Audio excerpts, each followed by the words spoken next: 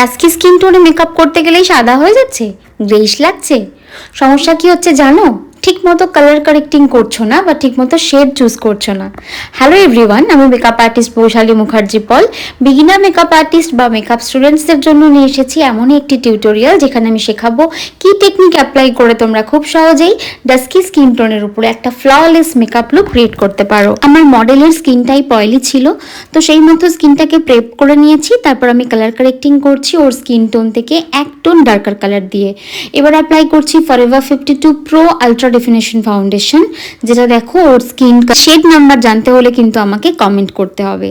এরপর ধীরে ধীরে ক্রিম কন্ট্যুর, ক্রিম ব্লাশার সমস্ত অ্যাপ্লাই ফিনিশ করছি।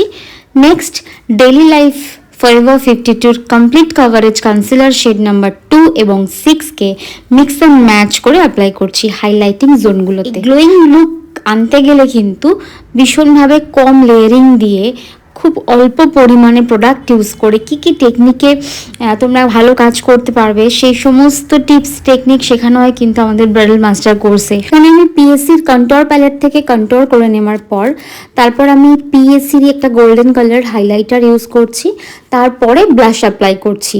এতে কি হয়, স্কিনের উপর হাইলাইটারের যে গ্লো সেটা ভীষণ ন্যাচারাল লাগে। এটা কিন্তু একটা টেকনিক, একটা টিপস দিলাম তোমাদের।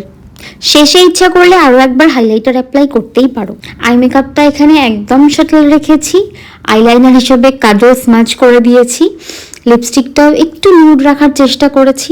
ভীষণ কাছ থেকে মেকআপটা এবার দেখো, লক্ষ্য করো। ও কিন্তু কোনো প্রফেশনাল মডেল নয়, ওর নাম সুচিত্রা, ও আমার স্টুডেন্ট। কত সোভার, সুন্দর আর শাটল একটা লুক, তাই না?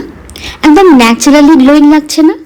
তোমরা যদি তোমাদের স্পেশাল ডেতে এরকম সোভার লুক চাও অথবা এইরকমই সুন্দর সুন্দর সোভার সিম্পল লুক তোমরা শিখতে চাও, তো তাহলে আমাদের সাথে কন্ট্যাক্ট করো 9748597320 এই নাম্বারে, অথবা হোয়াটসঅ্যাপও করতে পারো। ভিডিওটা যদি ভালো লাগে বা হেল্পফুল হয় তাহলে কমেন্ট করো, শেয়ার করো। আবার দেখা হবে নতুন কোনো ভিডিওতে। ততক্ষণ সবাই খুব ভালো থেকো, টাটা।